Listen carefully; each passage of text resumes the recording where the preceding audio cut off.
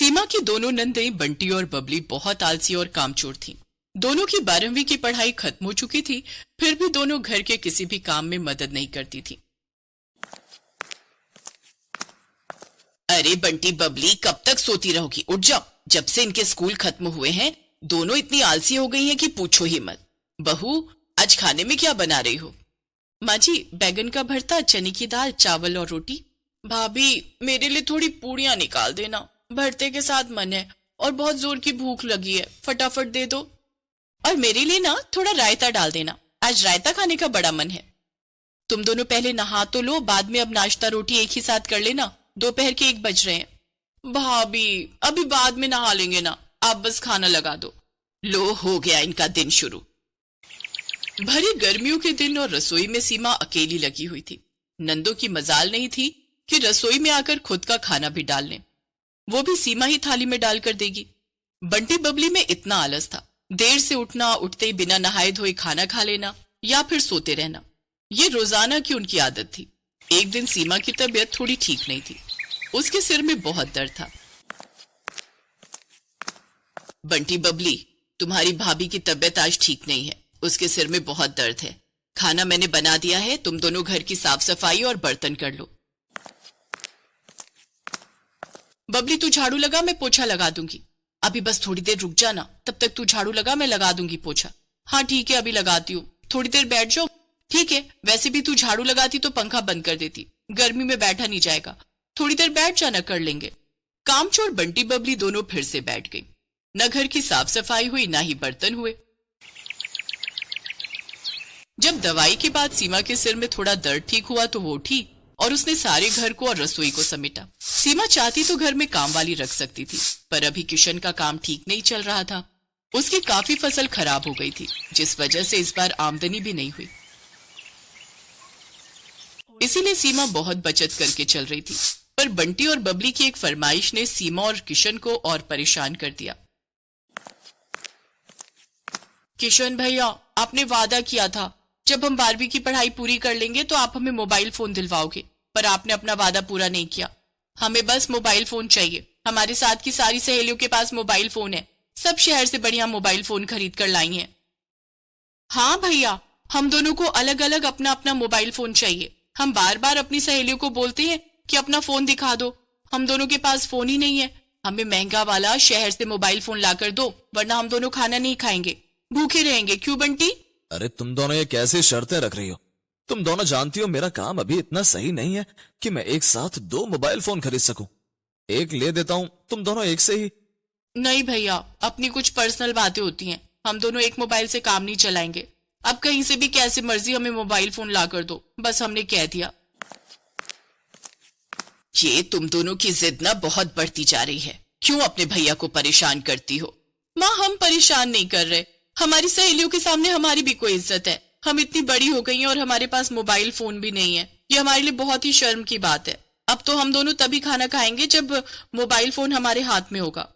बंटी और बबली ने जिद पकड़ ली कि उन्हें अलग अलग मोबाइल फोन चाहिए। बंटी और बबली दोनों ने ना ही दोपहर का खाना खाया, ना ही रात का। इस वजह से घर में सब बहुत परेशान हो गए और किशन को बंटी और बबली के लिए शहर जाकर नए मोबाइल फोन लाने ही पड़े। अब बंटी बबली के हाथ में अपने अपने मोबाइल फोन आ गए थे तो वो पूरा दिन ही नहीं हिलती थी। बंटी, बबली, पलंग की चादर बहुत गंदी हो रही है, मुझे उतार कर दे दो, मैं कपड़े धोने जा रही हूँ, धो दूंगी, बहुत दिनों से धोई नहीं है। भाभी, आज रहने दो ना, अभी मन नहीं हो रहा उठने का, अब दूसरे कपड़े धो लो, कल दे देंगे। अब पलंग की चादर आपको दे देंगे तो फिर दूसरे बिछाने में टाइम लगेगा, कल धो लेना आप। बंटी बबली, इतना आलस ठीक नहीं है, अब तुम दोनों बड़ी हो गई हो, थोड़ा बातों को समझा करो, कम से कम अपने कमरे को तो साफ रखा करो, बाकी सब तो मैं कर ही देती हूँ। सीमा का बस इतना कहना था कि बंटी और बबली दोनों उससे लड़ाई करने उतर आई। हमें पता है आप हमसे जलते हो, क्योंकि हम दोनों के पास मोबाइल फोन है और आपके भैया ने कभी आपको मोबाइल फोन खरीद कर नहीं दिया, हम दोनों बहनों को दे दिया, इसीलिए आप जलन में आकर हमें परेशान करती हो और आज इतना बोल रही हो। बंटी ठीक कह रही है, जब से हमारे पास मोबाइल फोन आए हैं आप थोड़ी थोड़ी देर में हमें परेशान करने के लिए आ जाती हो। हमें तो लगता है आप जानबूझकर ऐसा करती हो, मुझे तो लगता है आप हमारे मोबाइल फोन पर नजर लगा कर ही रहोगी। बंटी एक काम करते हैं, अपने अपने मोबाइल फोन को ना किसी तांत्रिक बाबा से झाड़ फूक करवा लाते हैं ताकि इनकी नजर ना लगे। क्या पता इनकी नजर लगने से हमारे मोबाइल फोन टूट जाए, फिर तो हमें मोबाइल फोन मिलने से रहे। जरा सी बात कहने पर ही बंटी और बबली ने सीमा को इतना सुनाया कि सीमा की आंखों से आंसू छलक गए और वो कमरे में जाकर फूट फूट कर रोने लगी। बंटी, बबली, तुम दोनों ने ये ठीक नहीं किया। अरे तुम्हारी भाभी है वो, मैं दुनिया से चली गई तो वही तुम्हारी माँ बनकर देखभाल करेगी। उसके साथ ऐसा व्यवहार मत किया करो। कितनी बार बोला है, वो तुम्हारी इतनी चिंता करती है, ये तुम दोनों नहीं जानती हो? माँ, इन्हें क्या पता कि सीमा इनके बारे में कितना सोचती है। तुम दोनों को शायद ये सच पता नहीं है कि ये जो मोबाइल फोन तुम दोनों के हाथ में है, आज सीमा की वजह से ही है। उस दिन जब तुम दोनों भूखी प्यासी बैठी थी तब। सुनिए, मेरा ये कंगन बहुत टेढ़ा मेढ़ा हो गया है। अब ये तो मैं इतना पहनती नहीं हूँ, ये ना मुझे हाथ में कसता है, बहुत छोटा हो गया है। एक काम करो, तुम ये कंगन देकर जो पैसे मिलेंगे उसके 2 मोबाइल फोन खरीद कर ले आओ। सुनो, ना मत करना, मैं बंटी और बबली को ऐसे भूखा प्यासा नहीं देख सकती। वो दोनों मेरी छोटी बहनें हैं। जाओ तुम शहर जाकर 2 मोबाइल फोन खरीद लाओ।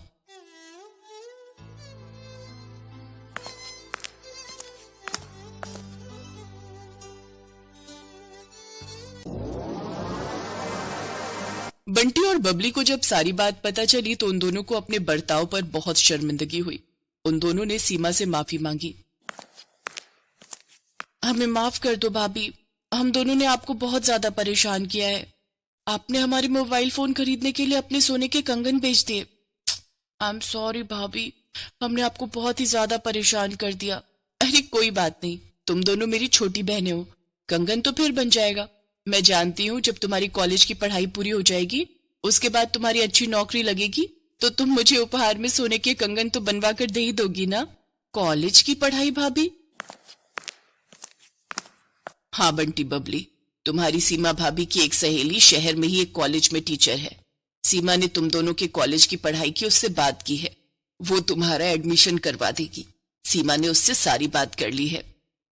सीमा, मुझे तो इस बारे में कुछ पता ही नहीं था। अब मेरी दोनों बहनें कॉलेज में पढ़ेंगी, बड़ी नौकरी लगेगी मेरी बहनों की, मैं बहुत खुश हूं। बंटी और बबली अपनी भाभी सीमा के गले लग जाती हैं। सीमा ने बहुत समझदारी के साथ बंटी और बबली के भविष्य को खराब होने से बचा लिया। इससे सीमा और परिवार के सब लोग बहुत खुश थे।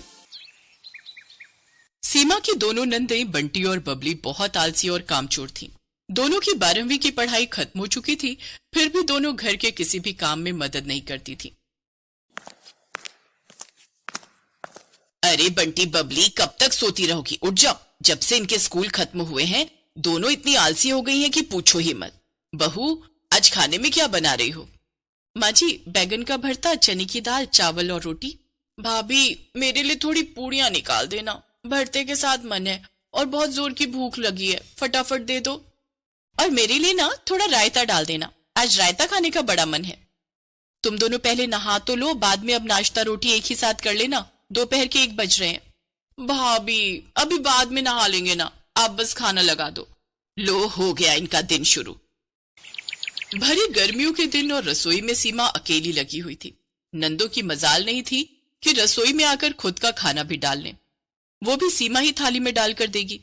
बंटी बबली में इतना आलस था, देर से उठना, उठते ही बिना नहाए धोए खाना खा लेना या फिर सोते रहना, ये रोजाना की उनकी आदत थी।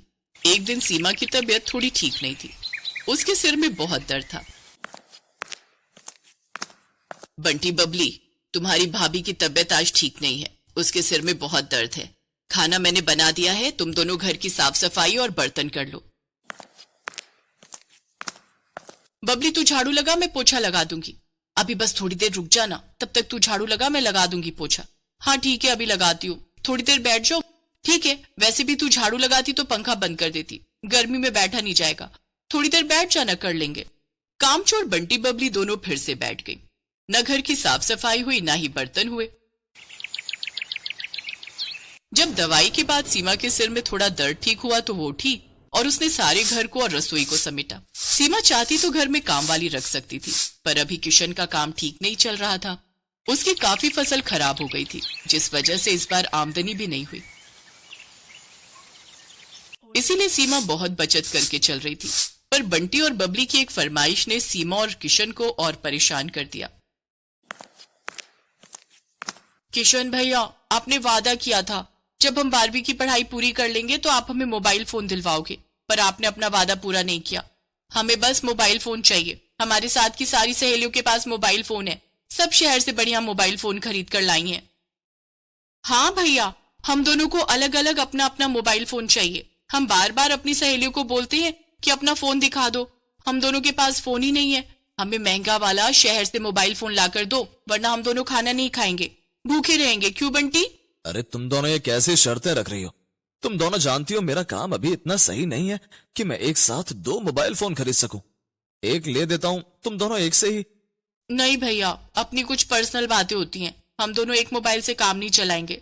अब कहीं से भी कैसे मर्जी हमें मोबाइल फोन ला कर दो, बस हमने कह दिया। ये तुम दोनों की जिद ना बहुत बढ़ती जा रही है। क्यों अपने भैया को परेशान करती हो? माँ, हम परेशान नहीं कर रहे। हमारी सहेलियों के सामने हमारी भी कोई इज्जत है। हम इतनी बड़ी हो गई हैं और हमारे पास मोबाइल फोन भी नहीं है। ये हमारे लिए बहुत ही शर्म की बात है। अब तो हम दोनों तभी खाना खाएंगे जब मोबाइल फोन हमारे हाथ में होगा। बंटी और बबली ने जिद पकड़ ली कि उन्हें अलग अलग मोबाइल फोन चाहिए। बंटी और बबली दोनों ने ना ही दोपहर का खाना खाया ना ही रात का। इस वजह से घर में सब बहुत परेशान हो गए और किशन को बंटी और बबली के लिए शहर जाकर नए मोबाइल फोन लाने ही पड़े। अब बंटी बबली के हाथ में अपने अपने मोबाइल फोन आ गए थे तो वो पूरा दिन ही नहीं हिलती थी। बंटी, बबली, पलंग की चादर बहुत गंदी हो रही है, मुझे उतार कर दे दो, मैं कपड़े धोने जा रही हूँ। धो दूंगी, बहुत दिनों से धोई नहीं है। भाभी आज रहने दो ना, अभी मन नहीं हो रहा उठने का। अब दूसरे कपड़े धो लो, कल दे देंगे। अब पलंग की चादर आपको दे देंगे तो फिर दूसरे बिछाने में टाइम लगेगा, कल धो लेना आप। बंटी बबली, इतना आलस ठीक नहीं है। अब तुम दोनों बड़ी हो गई हो, थोड़ा बातों को समझा करो। कम से कम अपने कमरे को तो साफ रखा करो, बाकी सब तो मैं कर ही देती हूँ। सीमा का बस इतना कहना था कि बंटी और बबली दोनों उससे लड़ाई करने उतर आई। हमें पता है आप हमसे जलते हो, क्योंकि हम दोनों के पास मोबाइल फोन है और आपके भैया ने कभी आपको मोबाइल फोन खरीद कर नहीं दिया, हम दोनों बहनों को दे दिया। इसीलिए आप जलन में आकर हमें परेशान करती हो और आज इतना बोल रही हो। बंटी ठीक कह रही है, जब से हमारे पास मोबाइल फोन आए हैं आप थोड़ी थोड़ी देर में हमें परेशान करने के लिए आ जाती हो। हमें तो लगता है आप जानबूझकर ऐसा करती हो। मुझे तो लगता है आप हमारे मोबाइल फोन पर नजर लगा कर ही रहोगी।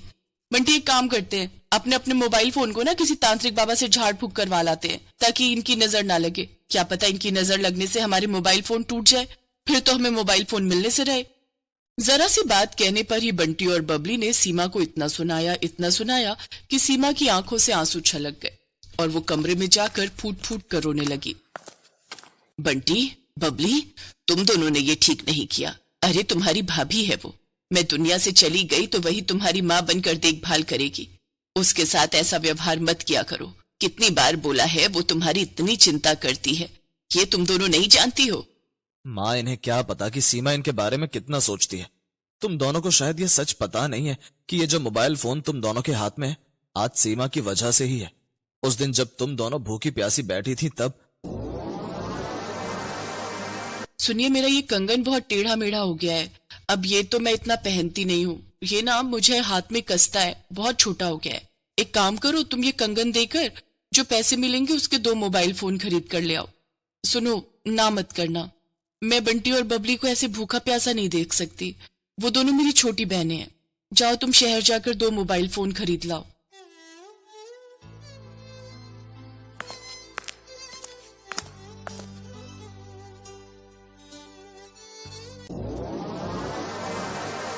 बंटी और बबली को जब सारी बात पता चली तो उन दोनों को अपने बर्ताव पर बहुत शर्मिंदगी हुई।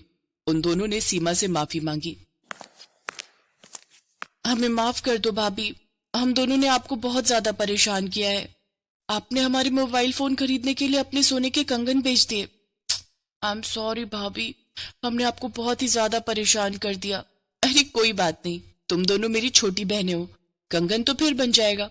मैं जानती हूँ जब तुम्हारी कॉलेज की पढ़ाई पूरी हो जाएगी, उसके बाद तुम्हारी अच्छी नौकरी लगेगी, तो तुम मुझे उपहार में सोने के कंगन तो बनवा कर दे ही दोगी ना। कॉलेज की पढ़ाई भाभी? हाँ बंटी बबली, तुम्हारी सीमा भाभी की एक सहेली शहर में ही एक कॉलेज में टीचर है। सीमा ने तुम दोनों के कॉलेज की पढ़ाई की उससे बात की है। वो तुम्हारा एडमिशन करवा देगी। सीमा ने उससे सारी बात कर ली है। सीमा, मुझे तो इस बारे में कुछ पता ही नहीं था। अब मेरी दोनों बहनें कॉलेज में पढ़ेंगी, बड़ी नौकरी लगेगी मेरी बहनों की। मैं बहुत खुश हूं।